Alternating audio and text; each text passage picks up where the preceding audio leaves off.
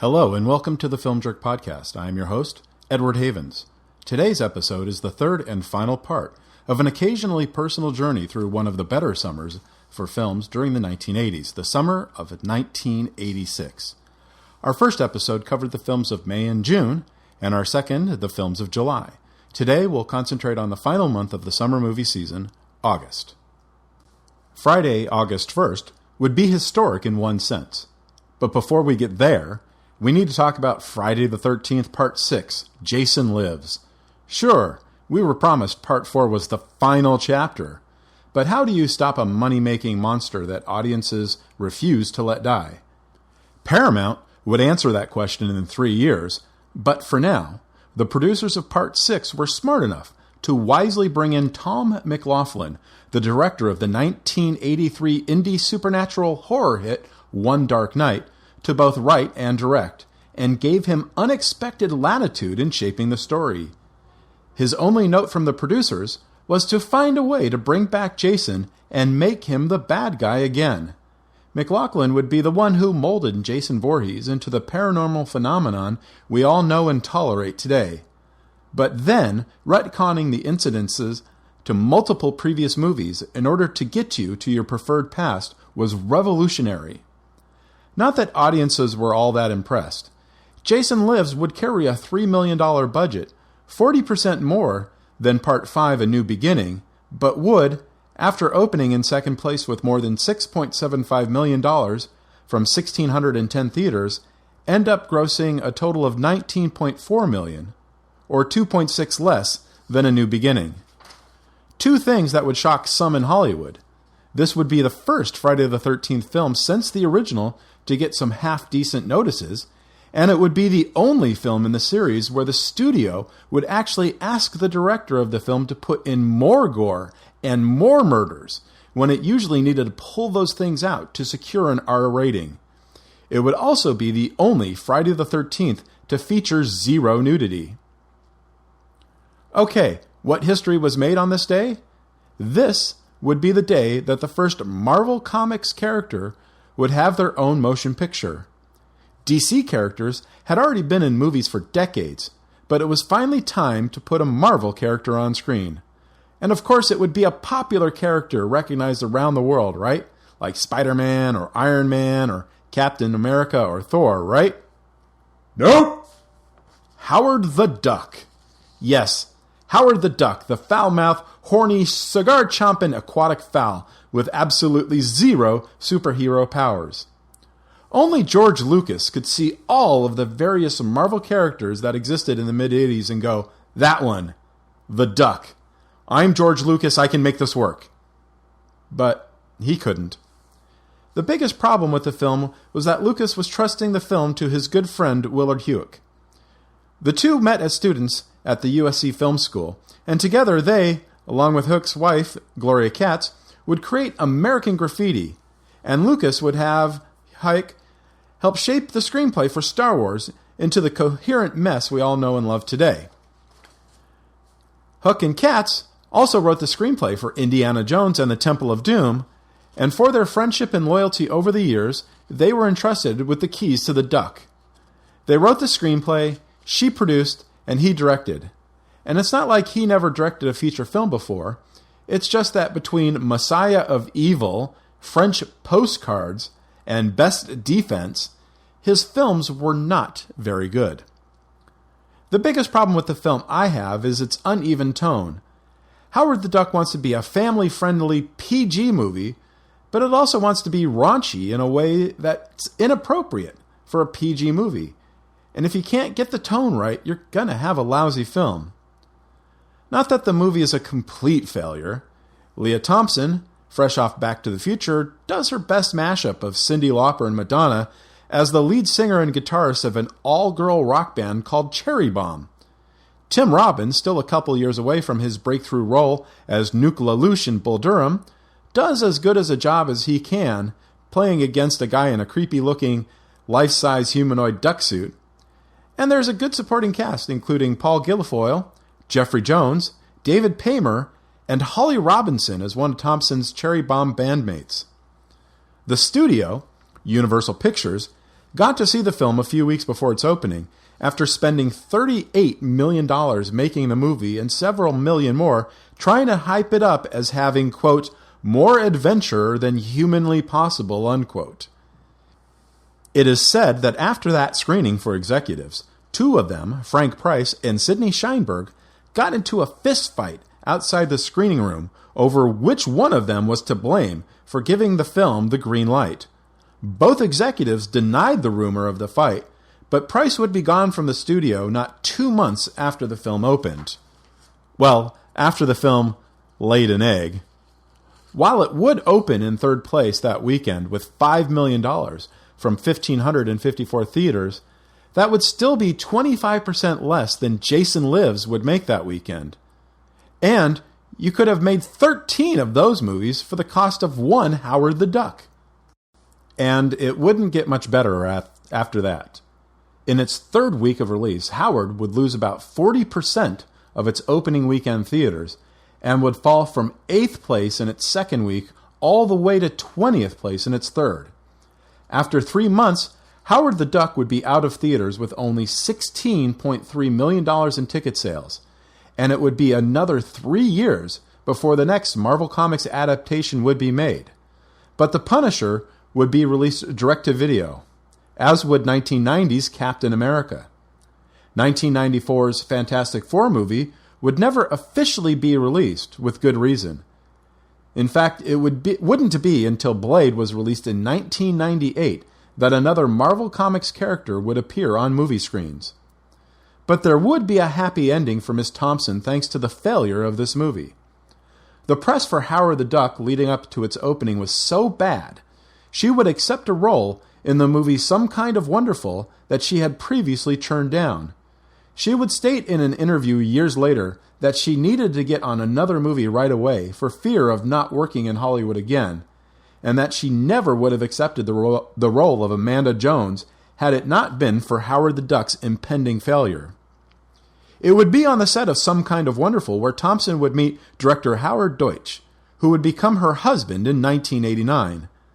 They're still married, having just celebrated their 31st anniversary on July 23rd, and they have 2 actress children, Madeline Deutsch and Zoe Deutsch.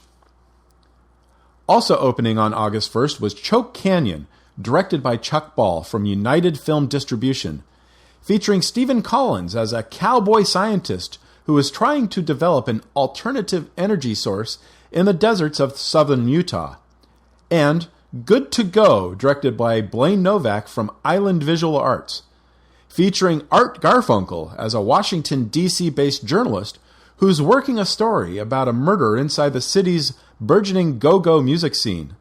The film also stars Robert Dokwai and Harris Yulin, and features cameos from Angelica Houston and Fab Five Freddy. Some of the live music footage was shot by Big Audio Dynamite's Don Letts, but the film would perform so badly that it would be pulled from theaters after 2 weeks and released on video as Short Fuse a few months later. You can find a decent copy of the film on YouTube. It's at its best when it's focusing on that go-go music scene. And although it would open in very limited release in April and slowly build up over the late spring and early summer, Cinecom Pictures would finally send the Merchant Ivory adaptation of E.M. Forster's A Room with a View out to theaters nationwide on this day.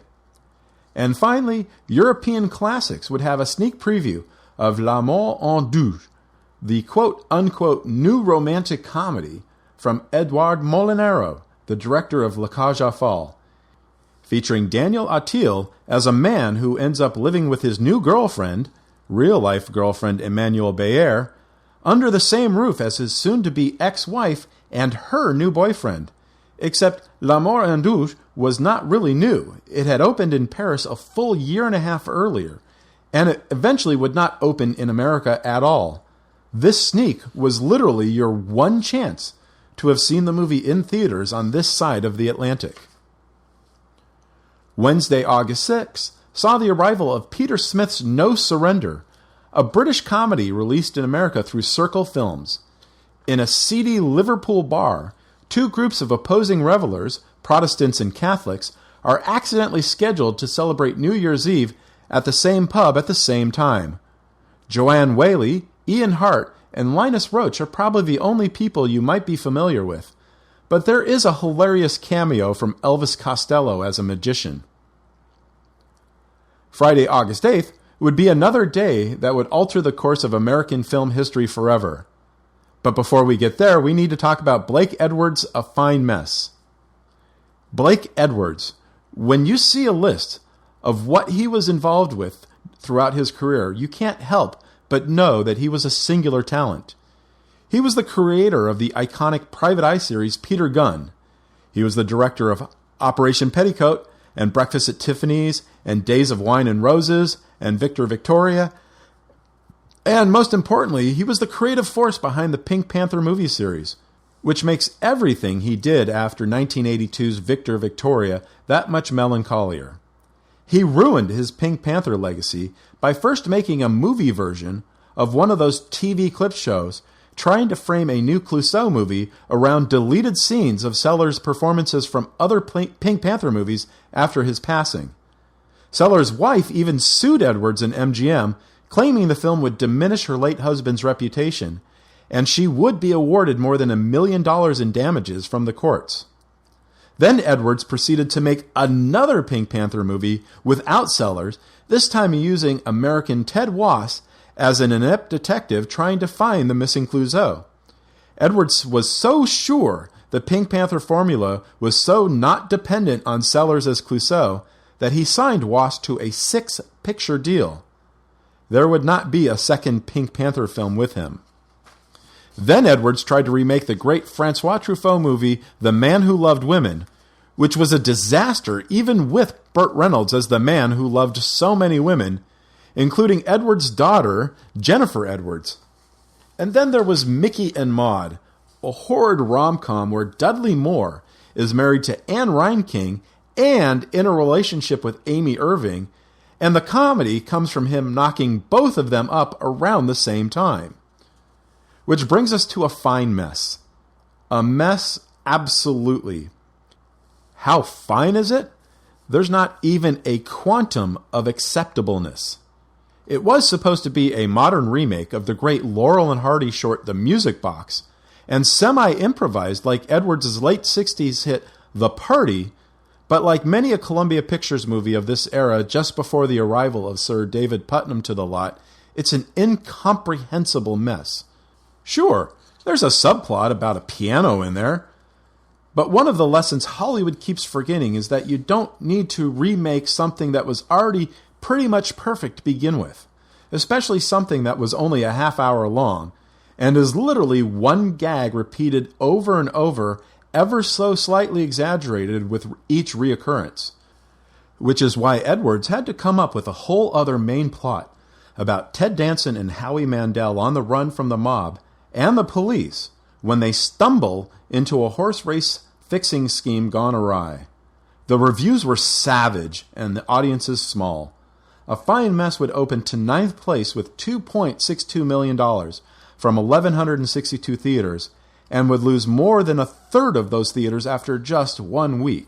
It would lose all of its theaters except for a few Dollar House playdates after 4 weeks and would limp to a final gross of $6.03 million. Now, how great were the 80s? A guy could literally ask for his writing and directing credits on a studio film to read however he wanted.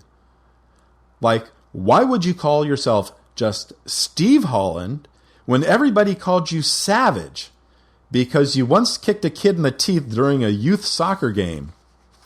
So when he got to make his first movie, 1985's Better Off Dead, he got Warner Brothers to list him as Savage Steve Holland, and a career was born. Better Off Dead was an instant cult classic, which of course means that it wasn't widely seen when it first came out. But those who did see it loved it and would get their friends to see it when it was finally released on home video. The movie did well enough that Warner's would back his second film, One Crazy Summer. John Cusack would play the lead in both movies. But this time, instead of playing a lovesick young man outside of Sacramento, He played a lovesick young man who must write and illustrate a love story for his application to get into the Rhode Island School of Design. Demi Moore plays the love interest, and the supporting cast reads as a murderer's row of comedic film acting. Curtis Armstrong, Billy Bird, Joe Flaherty, Rich Hall, William Hickey, Rich Little, Mark Metcalf, Joel Murray, Taylor Negron, Jeremy Piven, and Tom Villard. But, like Better Off Dead, One Crazy Summer would be an instant cult classic, ignored by most, but beloved by those who saw it. The film would open in fourth place with $3.43 million from 984 theaters, and would finish its run a few months later with $13.4 million. The last major release of the week would be De Laurentiis Entertainment Group's Transformers the Movie.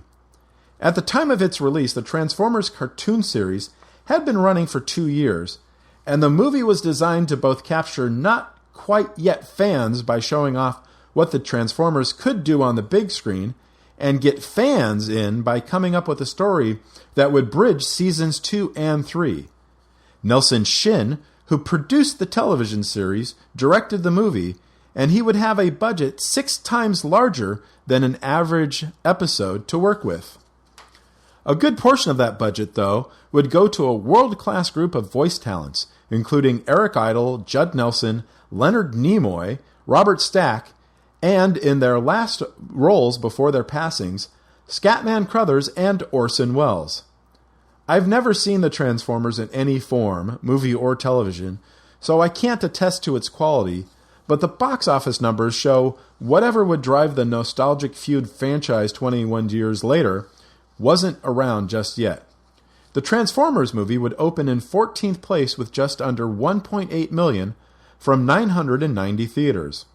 It would lose half that audience in the second week, and half that audience in the third. After 4 weeks, it would be out of theaters, having earned only $5.5 million. There is one other movie that opened in limited release this week that I need to talk about before I get to the big one, although this one was pretty big too. If there ever was a movie based on a Stephen King story that didn't really feel like a Stephen King story, this would be it. The Body really isn't a horror story, and the producers of the film knew it.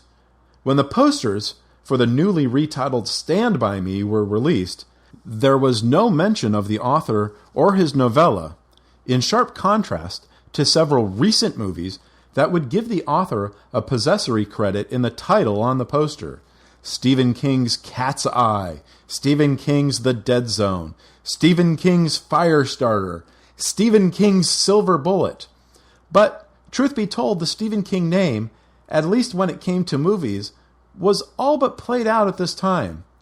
The majority of King adaptations in the 1983 to 1985 time frame were pretty bad, the exceptions being the two made by master filmmakers, John Carpenter's Christine and David Cronenberg's Dead Zone. We couldn't quite put Rob Reiner in that place yet, as Stand By Me would only be his third feature film as a director. His first, of course, was the masterful This Is Spinal Tap, which was shaped out of hours of improvisational footage with his cast, and the second was The Sure Thing, a better movie than a teen sex comedy ever deserved to be.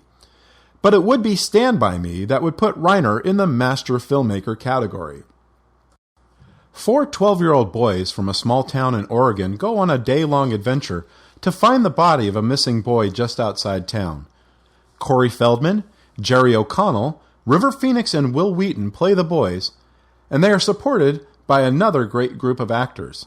It would be Kiefer Sutherland's first American movie, John Cusack's second movie with Reiner, and would also feature Casey Siemaszko, Marshall Bell, and Bruce Kirby, as well as Richard Dreyfuss as the adult version of Wheaton's character, who was telling the story of his trek with his friends in flashback.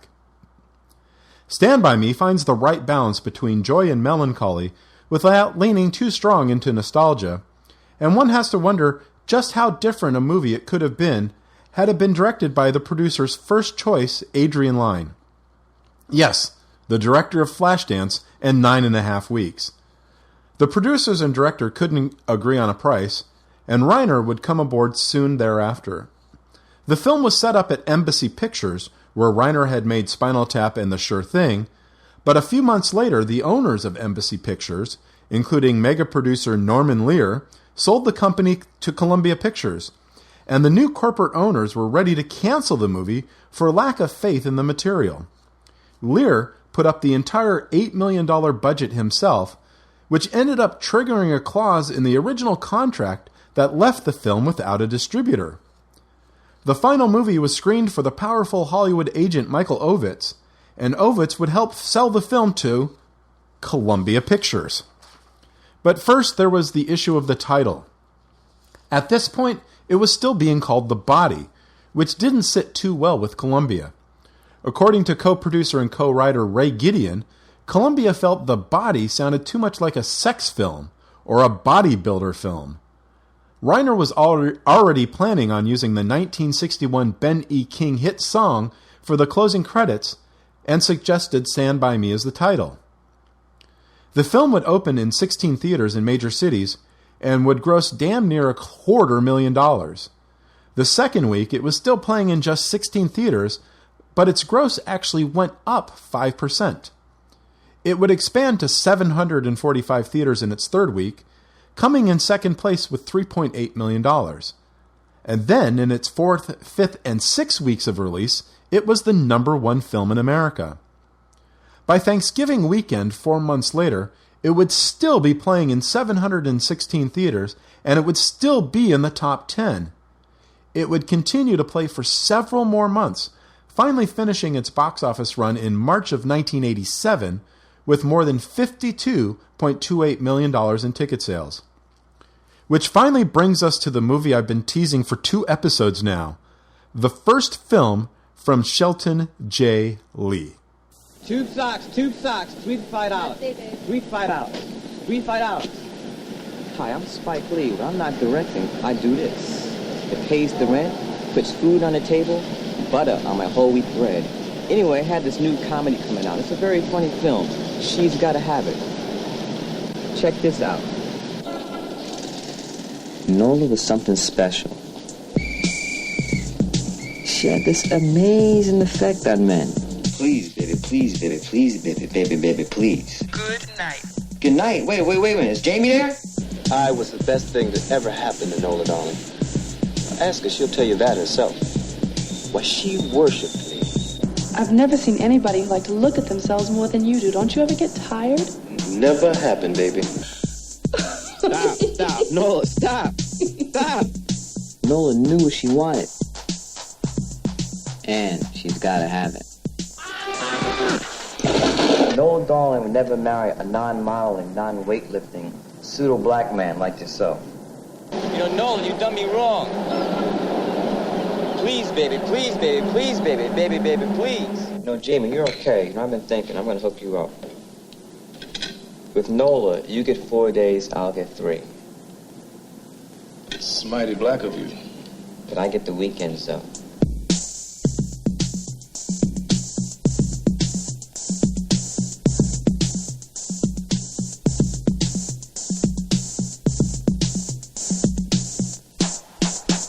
So you're bugging out, right? You're gonna go?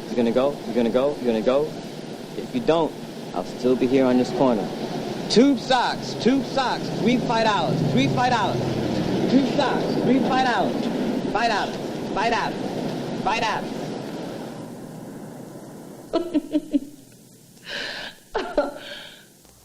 I had first heard of Spike Lee when I saw his NYU student thesis film, Joe's Bedside Barbershop, We Cut Heads, sometime in late 1985 or early 1986. I believe it might have played at the New Art or some other repertory theater in Los Angeles that was doing some kind of student film festival. The film had won the recent NYU graduate a Student Academy Award in 1984, and I remember thinking that there was no way this Spike Lee guy was a student filmmaker. Even at 53 minutes, the quality of the performances, of the storytelling, of the pacing, far exceeded most of the feature films that were coming out at the time. So when I saw the trailer for She's Gotta Have It for the first time at the Nickelodeon Theater in Santa Cruz, I was jealous that I wouldn't be able to play this movie at my own theater, and watch it any time I wanted. Sure, we traded passes with the Nickelodeon so I could still go see it any time I wanted, but one of the great things about working at a movie theater is taking your breaks inside the theaters watching the movies. So while it didn't get to Santa Cruz until several weeks after it opened in New York City or even San Francisco, I made damn sure that I was at that first show at the Nick. I had an idea of what to expect from the film, but I didn't expect it to be the movie that it was. I don't know if I'd ever seen a black woman portrayed on a movie screen quite the way Tracy Camilla Johns played Nola Darling. That character and her story, the way they were allowed to be open and free and in some cases treated like the queen worth fighting for, these were themes that were radical in a way that I couldn't possibly foresee going in. She's Gotta Have It didn't just alter how I saw movies, it altered how I saw women. It altered how I saw love and sex and relationships. She's Gotta Have It made me a better man, which wasn't that hard to do since I was only 18 and would still be a year away from my first real significant, sustainable relationship. Now, the movie is not perfect. If you've seen it, you know there's one scene in there that's rather off-putting, and in later years, even Lee himself would express regret of having it in there. It doesn't really work for the movie as a whole, and it takes the viewer out of the movie for a few moments, which can be fatal for a lesser film. I wish it could have been a bigger platform for better things for Miss Johns and Tommy Redmond Hicks and John Canada Terrell, because they are all exceptional in the film. And Spike? It's little wonder he became one of the best filmmakers of the past 35 years, and even less a wonder that his character Mars Blackman became a cultural touchstone and commercial spokesperson. Some actors never get that kind of signature role in their entire career, and he just gives it to himself his first time out of the gate. Island Pictures would release She's Gotta Have It in a single theater this weekend, the Cinema Studio One on the Upper West Side of Manhattan, just across the street from the Lincoln Center. In those first 3 days, it would sell $28,473 worth of tickets. The film was so popular, the Cinema Studio was showing it 7 times a day, from 1 p.m. to 11:25 p.m. Imagine how much higher that gross would have been if they had had an additional show at 11:15 a.m. They probably could have squeezed in a 9:30 a.m. show and a 1:15 a.m. show on Fridays and Saturdays. Man, 10 shows of the same movie playing on one screen in the course of a single day. That would have been crazy. Slowly but surely, Island would add more screens, first in Los Angeles, then Chicago, then Seattle and Dallas and Miami and New Orleans, and finally to smaller art houses in towns like Santa Cruz. The film would play for nearly 5 months and would become one of the highest-grossing and most profitable indie films of the decade, taking in over $8 million in ticket sales on a budget of just $175,000. Spike would also change how would-be filmmakers like myself would learn about making movies. About a year after the release of She's Gotta Have It, Fireside Books would release his book Spike Lee's Gotta Have It, which included the full screenplay for the movie, his personal journals from when he was writing and making the movie, his production notes during production, and an interview about the film with Nelson George. Spike would release one of these books for every movie he made, at least through Malcolm X. And I bought and read every single one of them. I wish I still had them. They've long been out of print, and there are a few copies of the books available secondhand from Amazon third-party retailers. That is, if you're willing to pay $80 to $855 for a copy. To be completely honest, I truly believe Spike Lee is the best filmmaker to come out of the 80s, and I welcome every new movie he makes, as long as he keeps making them. After 34 years and 24 films, 5 documentaries, 7 short films, and 18 films produced or executive produced for other filmmakers, I still look forward to anything he does. If someone were to use the modern internet vernacular to describe where I stand with him, they'd say I'm a stan. I stan Spike Lee. Wednesday, August 13th saw the release of Irmgard von Zermühlen's The Liberation of Auschwitz from the National Center for Jewish Film at Brandeis University. The 60-minute documentary is culled from footage shot by photographers in the first Soviet forces to liberate the concentration camp in January and February 1945. Images so powerful that nearly 20 minutes of the original footage was used as evidence at the Nuremberg trials. Most of the footage shot would sit in Soviet archives until the filmmaker and his brother, West German filmmakers who had previously made documentaries about Buchenwald and Bergen-Belsen, were able to successfully lobby use of this footage.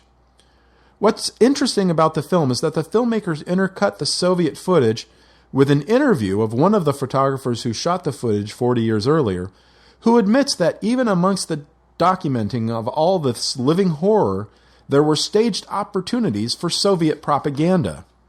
One scene of Russian troops being embraced by healthy and spirited now former prisoners after busting down the camp's barricades was deemed too fake for even the Soviet propaganda machine and would never be seen by the public until this documentary. It is available to watch on YouTube.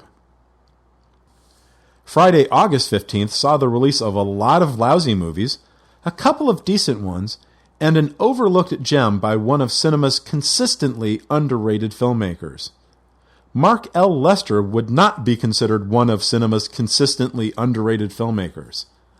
Lester got his start making low-budget movies for the drive-in circuit with titillating titles such as Gold of the Amazon Women, Stunts, Truck Stop Women, and White House Madness. He'd get his first mainstream success when he directed Roller Boogie, part of a trend of roller skating disco-themed movies that came out in the 1979 and 1980 timeframe, including Skate Town, USA and Xanadu. He'd also find more success with the Canadian-made exploitation film Class of 1984, the adaptation of Stephen King's Firestarter, and the Arnold Schwarzenegger action film Commando. Armed and Dangerous from Columbia Pictures would be his first out-and-out comedy. It would also be his last. John Candy and Eugene Levy star as two down-on-their-luck guys who become partners at a security firm after they lose their main jobs, who take it upon themselves to investigate a rash of robberies occurring at places guarded by the security firm. The movie was originally developed by Harold Ramis as a vehicle for Dan Aykroyd and John Belushi, but after Belushi's death it would sit dormant for a couple of years until producer Brian Grazer would come upon the project. Grazer, along with friend James Keach, would rewrite the screenplay and would cast John Candy and Tom Hanks in the lead roles. Hanks would drop out, and Levy would team with his once SCTV co-star. John Carpenter was originally attached to direct before he decided to make Big Trouble in Little China instead, and co-writers and producers Grazer and Keach would hire Lester based on his success with Commando. I'm still not sure how they got this guy would make an amazing comedy director from Commando, but it is what it is. The final film is so bad, Harold Ramis successfully lobbied the studio to remove his name as an executive producer before it was released, but he was not able to get the Writers Guild to allow him and his writing partner to take their names off of the screenplay. And it's a shame. There was a chance for a good movie here. In addition to teaming Candy and Levy, the film also stars Jonathan Banks, Brian James, Robert Loggia, Kenneth McMillan, Steve Railsback, and Meg Ryan. The movie would open to second place with $4.3 million from 1,552 theaters, but it would quickly drop off the charts after just 5 weeks, finishing with $14.59 million in ticket sales. Nick Castle's The Boy Who Could Fly from 20th Century Fox tells the story of two teenagers, Millie and Eric, who are brought together through personal tragedies and how they help each other out of their misery and grief. To me, it was quite sappy and over-sentimental for my taste back then, although I admit I haven't seen it since. The reviews were okay when it was released, and it has gained something of a cult following since. The movie would open in 39 theaters this weekend and gross a respectable $204,000, and would slowly add theaters every week until it finally went into a whitish release with 660 theaters in its 7th week. But the barely $1.6 million gross that week would ensure a quick playout. By week 10, Fox would stop reporting grosses with a final tally of $5.56 million. Hoyt C. Caston's The Dirkbite Kid from Concord Cinema Group originally opened in some markets in November of 1985 and would finally hit Los Angeles this weekend. It's a silly comedy aimed towards children, featuring A Christmas Story's Peters Billingsley as a young boy who becomes a local hero after he comes to own a magic flying dirt bike. I only find it interesting today because a lot of it was filmed in Los Angeles, and it's funny to me to see how much my hometown has changed over the ensuing 35 years, especially downtown. Concord Cinema Group would not release any grosses for this part of their regional release pattern. In 1985, Emir Kusturica would find himself in the spotlight on the world cinema stage when his movie When Father Was Away on Business unexpectedly won the Palme d'Or at the Cannes Film Festival against some pretty heavy competition, including Alan Parker's Birdie, Dusan Majkovic's The Coca-Cola Kid, Istvan Svabo's Colonel Riedel, Nicholas Roeg's Insignificance, Herbert Babenko's Kiss of the Spider Woman, Louis Puenzo's The Official Story, Paul Schrader's Mishima, A Life in 4 Chapters, and Clint Eastwood's Pale Rider. While Father would not become a very successful film financially in the States, International Home Cinema decided to pick up the American theatrical rights to his 1981 debut film, Do You Remember Dolly Bell? The story follows a young Serbian man during the summer of 1963 as he becomes enthralled with local thugs and criminals based on the movies he's watching in his local cinema.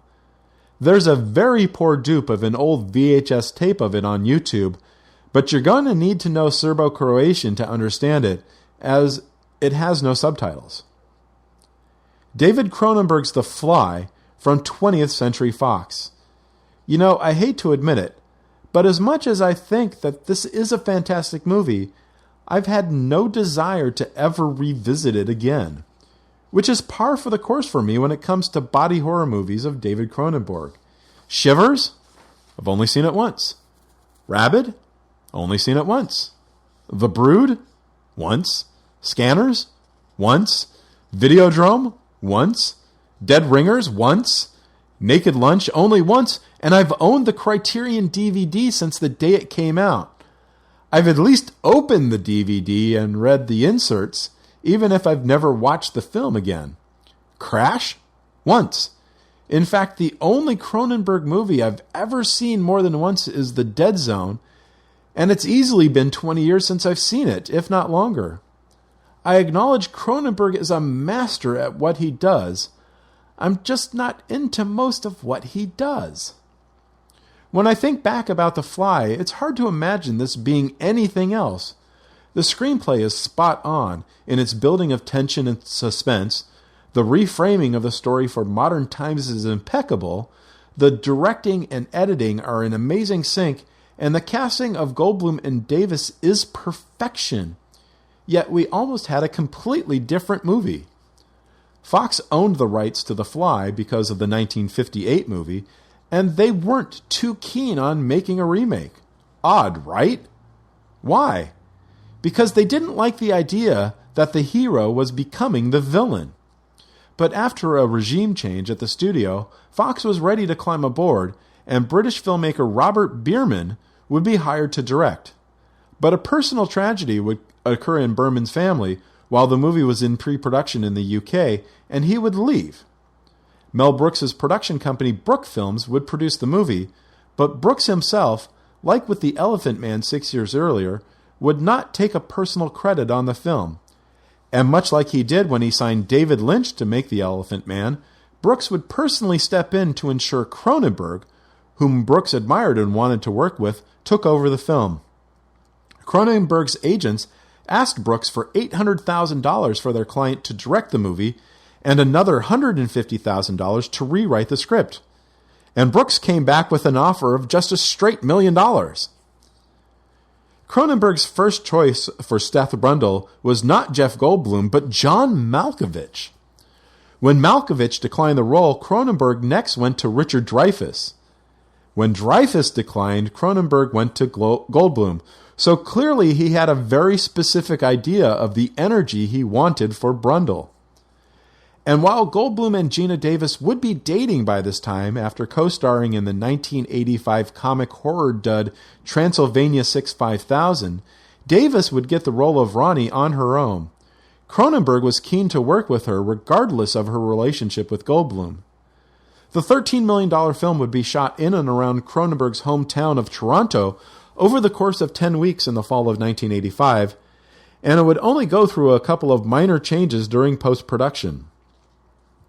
The movie would be released in 1,195 theaters and would open in the number 1 slot with just over $7 million in ticket sales. It would remain at number 1 the following week and would stay in the top 10 for 2 months. After 19 weeks of release, Fox would stop tracking the film. Its final ticket sales tally would be nearly $40.5 million. There was a lot of legitimate talk for Jeff Goldblum getting an Oscar nomination for Best Actor that year, and rightfully so. His performance as Seth Brundle, and what becomes of Brundle after his experiment, is astonishing, even more so under all that Chris Wallace makeup. But he would not get nominated.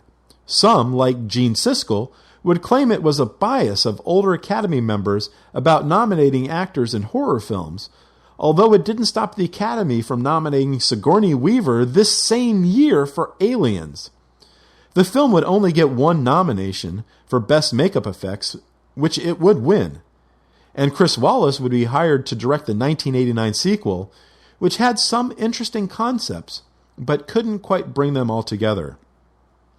In October 1986, Fox would treat movie fans with a packaged double feature of Aliens and The Fly for Halloween weekend. For 60 years now, Claude Lelouch has been one of France's greatest filmmakers. He made his first movie, Man's Own, in 1960, and he completed his 50th movie, The Best Years of a Life, in 2019. In America, he was best known for his 1966 movie, A Man and a Woman, a beautiful story of love and loss featuring Anouk Aimée and Jean-Louis Trintignant, which would play in major cities like New York, Los Angeles, Boston, and Seattle for up to 83 continuous weeks. The film would gross nearly $10 million, which would be around $80 million adjusted for inflation today. The film would win the Palme d'Or at the 1966 Cannes Film Festival and would win 2 Academy Awards the following spring for Best Foreign Language Film and Best Original Screenplay.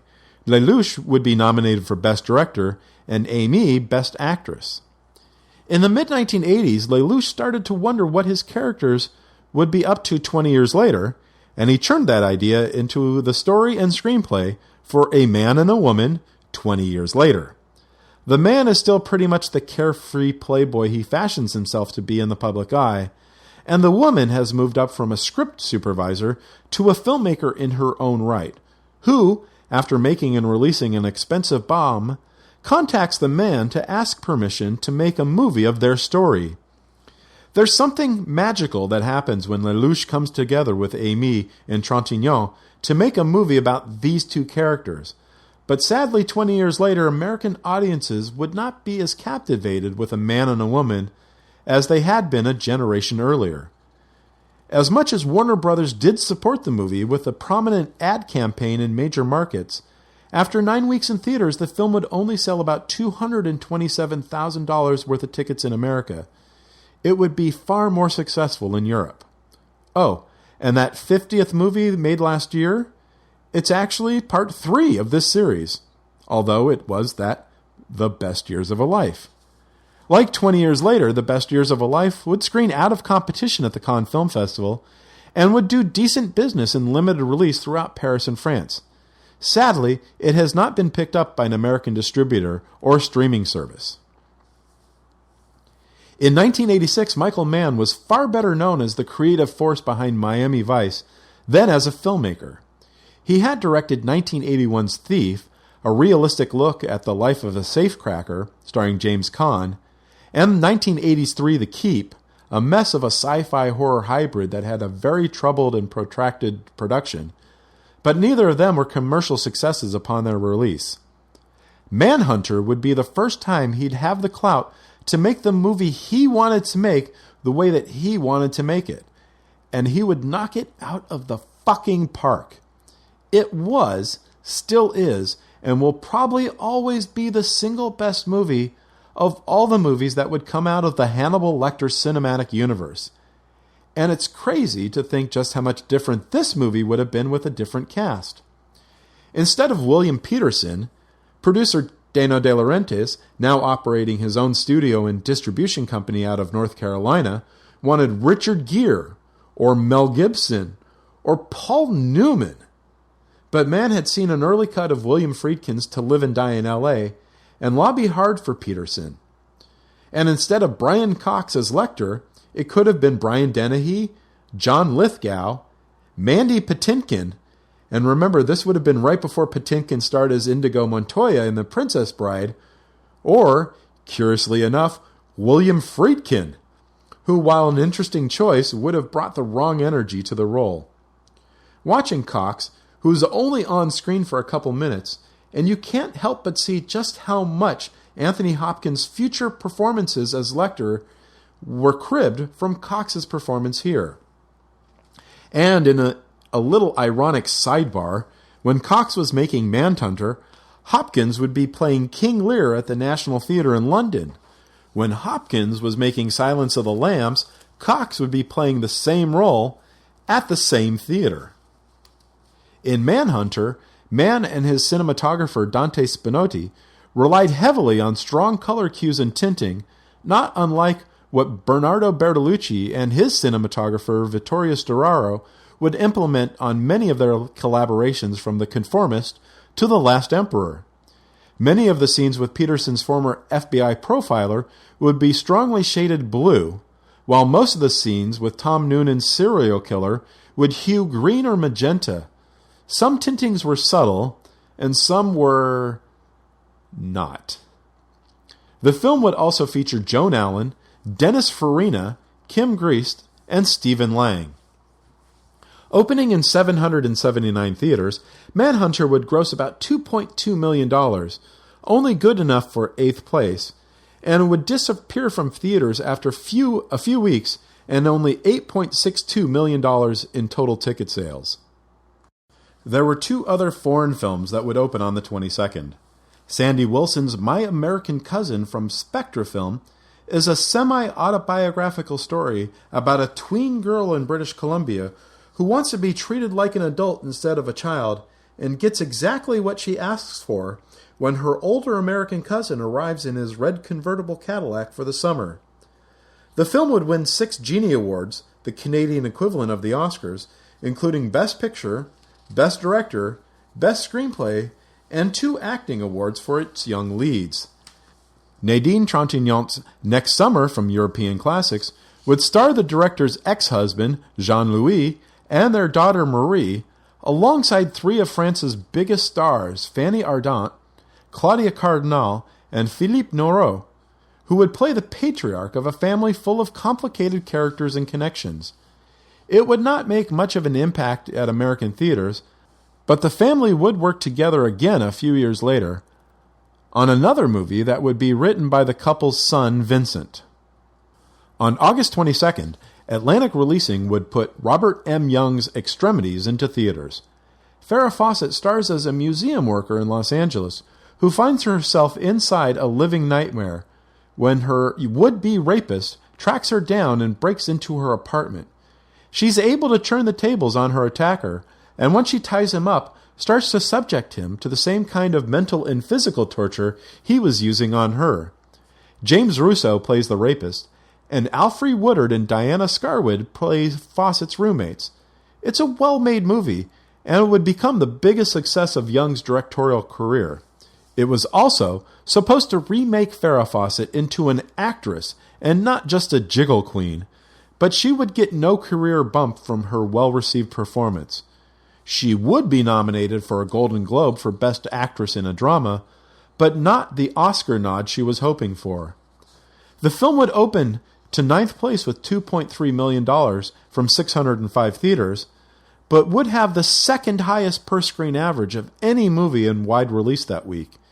It would add 91 theaters in its second week and gross another $2.76 million, but would start to slowly shed theaters and audiences after that, finishing with $13.4 million after 19 weeks.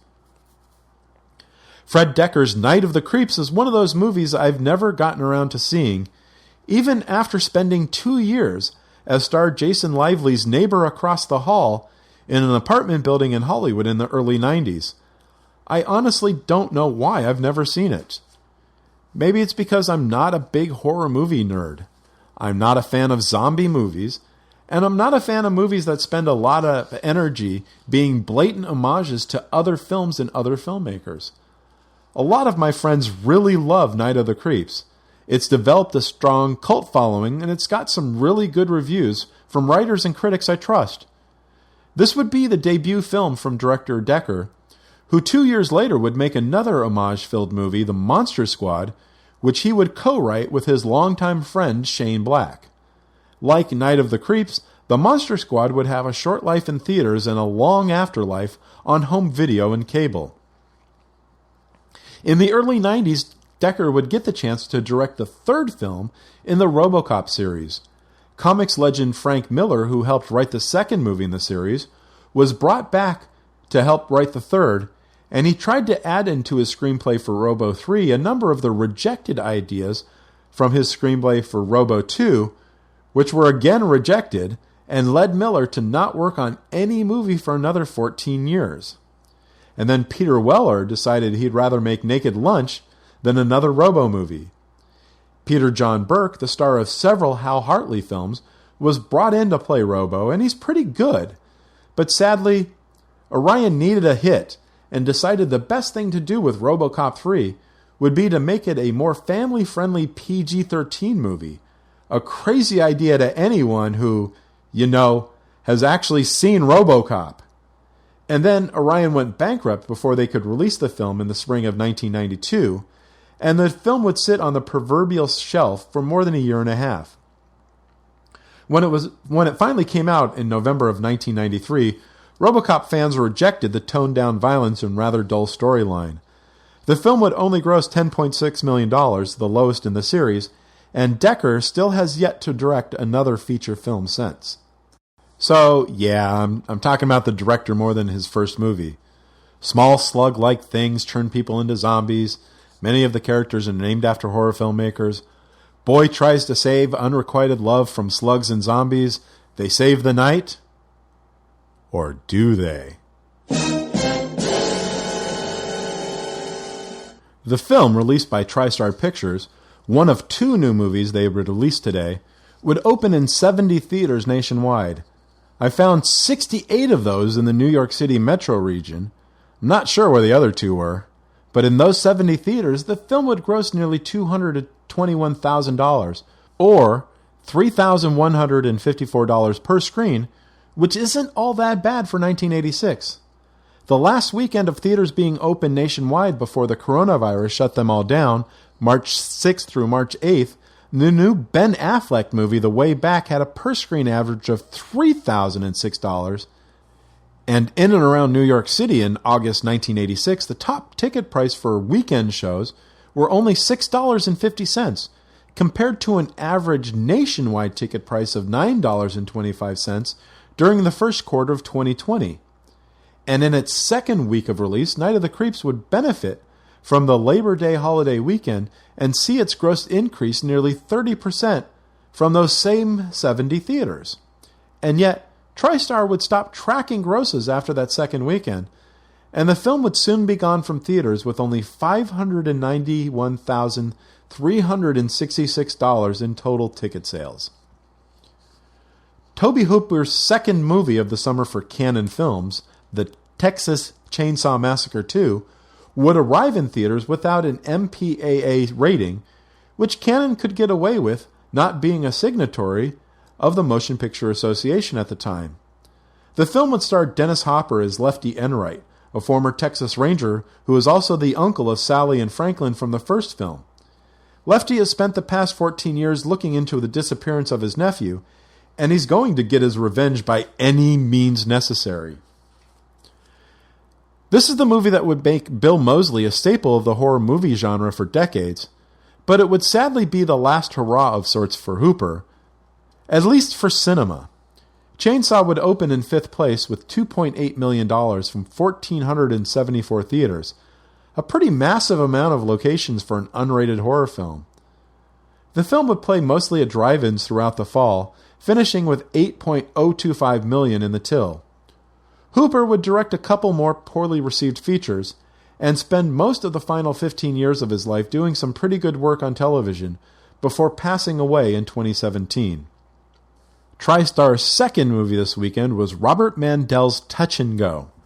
Like Tom Hanks with Nothing in Common, this was meant to be Michael Keaton's pivot from comedy to more dramatic material.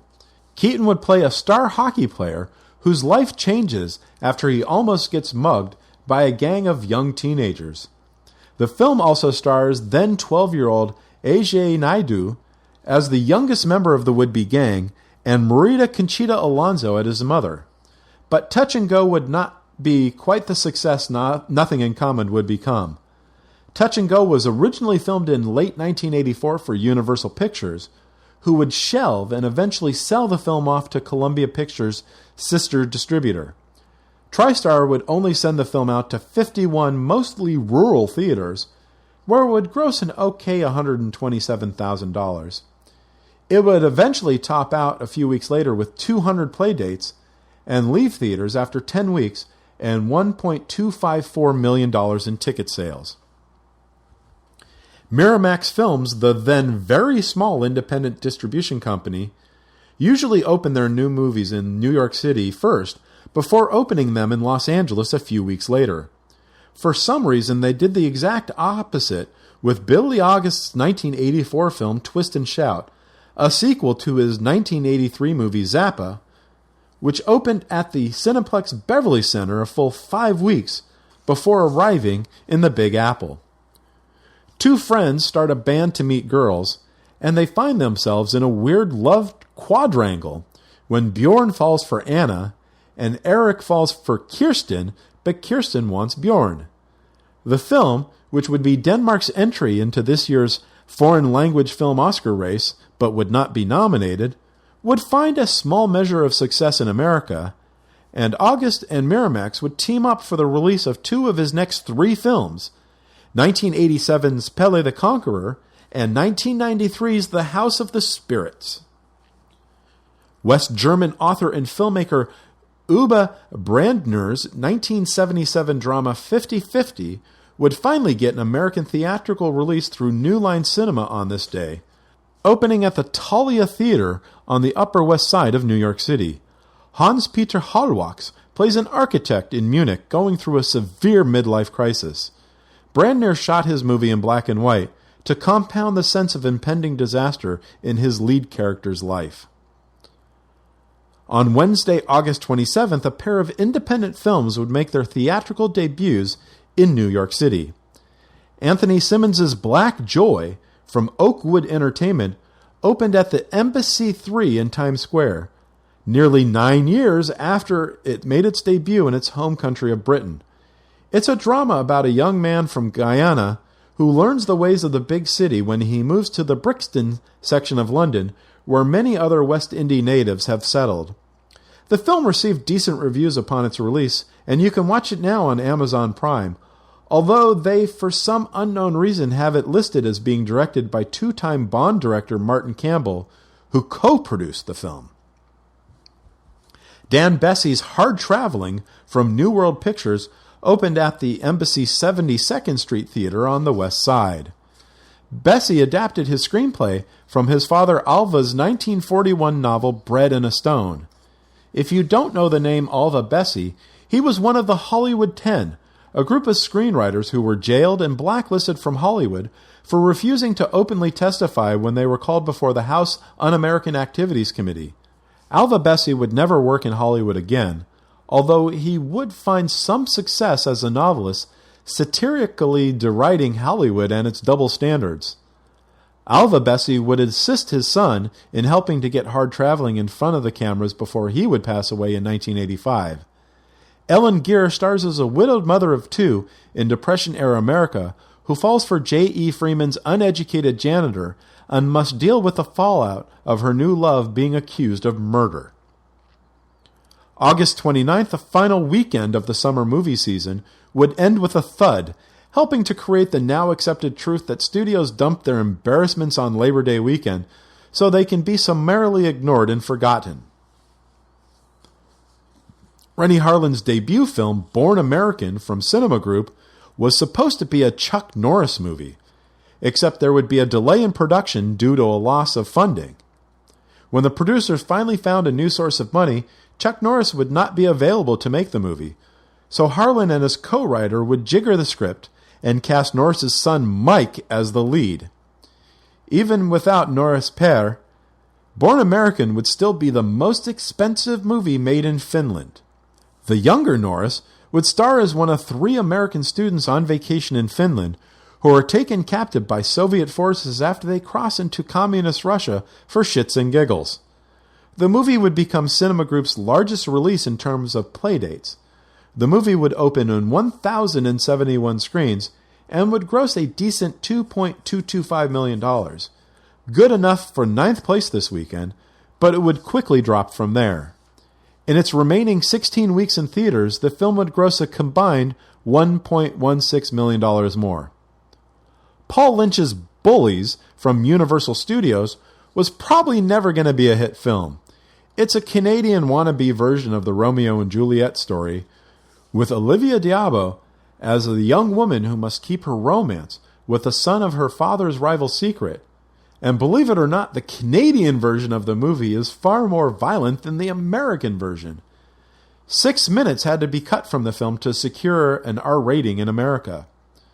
The reviews for the film were pretty atrocious, and the film would open in 13th place with $1.53 million from 1,005 screens. After a few months on the drive-in circuit, Bullies would finish a few $1,000s short of $3 million. Tom DeSimone's Reform Schoolgirls from New World Pictures wanted to be a parody of the then re-emerging women in prison movie genre, but it's just stupid trash at every level.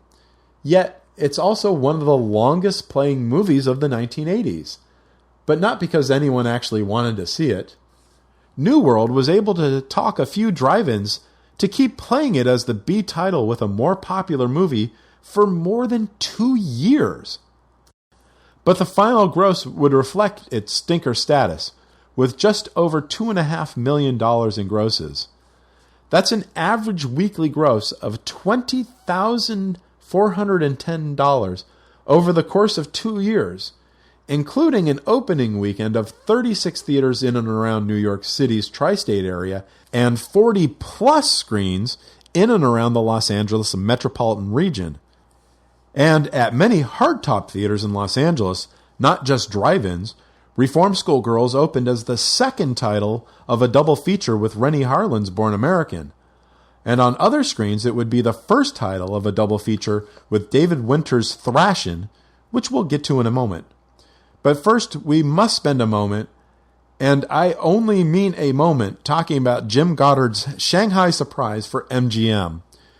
This was one of the worst films from George Harrison's production company Handmade Films, which originally started to help the Pythons make their second film, Monty Python's Life of Brian, when EMI Films pulled out of an agreement to finance it.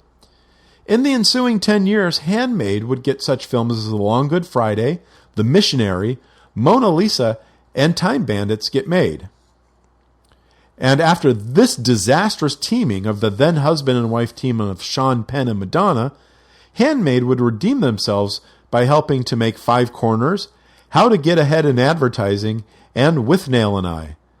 Actually, now that I've looked at the list of all the movies made by Handmade during Harrison's ownership, of 1979 to 1991, Shanghai Surprise is the worst movie they were involved with. It's also one of the worst films of 1986, hands down, and would only open with $730,000 from 401 theaters.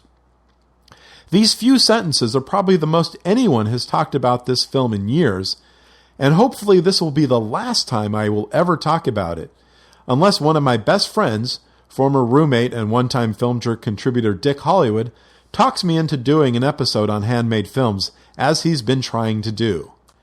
And then there's Joseph Losey's Steaming, which would open at the Baronet Theater across the street from the flagship Bloomingdale store on the Upper East Side of Manhattan, 2 years after the British director's death.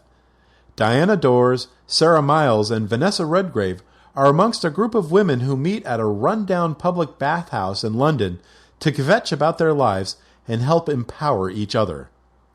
Okay, Thrashin' from Fry's Entertainment. Josh Brolin was not director David Winter's first choice to play the amateur skateboarder who comes to Los Angeles to compete in an underground competition. Winters, who had cast Sherilyn Fenn in a supporting role, was quite keen on her boyfriend to play the lead, a little-known actor named Johnny Depp. But his producers didn't like Depp and pushed Brolin on the filmmaker as the lead. Due to his casting in this film, Brolin would have to turn down the leading role in a new television show that was about to start on the then-fledgling new network Fox, called 21 Jump Street. You can guess who got the lead role. Thrashin' would also star Robert Russler and Pamela Gidley and would feature an early on-screen performance by the original members of the Red Hot Chili Peppers. The soundtrack would also feature Animotion, The Bangles, The Circle Jerks, Devo, Fear, Fine Young Cannibals, and Meatloaf to give you a clue of just how disjointed this movie is. However, there were 2 good non-studio, non-American movies released this weekend. One was Eric Romer's Weekend, which we covered in the 3rd episode of our recent Orion Pictures miniseries. The other was Derek Jarman's Caravaggio, a fictionalized retelling of the life of Baroque painter Michelangelo Merisi de Caravaggio. Dexter Fletcher stars as the younger version of the painter, and Nigel Terry as the older version. The movie is notable today as being the film debut for both Sean Bean and Tilda Swinton, who would work with Jarman again several more times before his untimely passing in 1994 from an AIDS-related illness, including 1989's War Requiem, which would also star Sir Laurence Olivier in his final film appearance. And that concludes the breakdown of films released in August of 1986. The month was an important crossroad for me as well. I had really enjoyed my summer working at the movies, but I was planning on returning to Los Angeles after Labor Day, going back to school and continue trying to break into the film industry. But then my boss Joe, who you might remember from the first episode of this miniseries, had fired me before I had even started working, and agreed to give me a 2-week reprieve, offered me a position as an assistant manager. I could go to the local junior college up there, Cabrillo College, during the day and work nights at the theater. I'd get a sizable bump in pay, more power than an 18-year-old should possibly have, and most importantly, he instilled in me the confidence that I had the potential to become a general manager soon after I turned 21, which actually did happen. But that's going to be another story for another time. I'm sure I'll get to it if the pandemic lasts a while longer.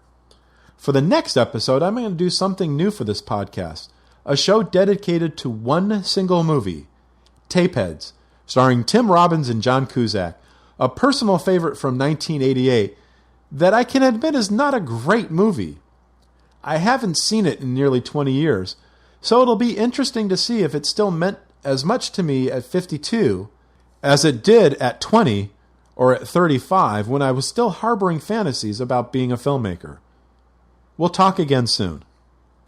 The Film Jerk podcast has been written, narrated, and edited by Edward Havens. As we are an independent podcast without sponsors or a network of websites to help promote the show, we rely on word of mouth to get the word out about the show. Please, help get the word out. Please post about the Film Jerk podcast on your socials. Please rate and review the show on your favorite podcast source. Good ratings and reviews help get the podcast higher rankings, which help the show get seen by more potential listeners. And as always, I look forward to your comments about the show. You can leave me a note on this podcast page at filmjerk.com, or you can leave me a message on my Twitter feeds at Edward A. Havens or at FilmJerk. The Film Jerk podcast has been a production of Idiosyncratic Entertainment. Thank you again. Good night.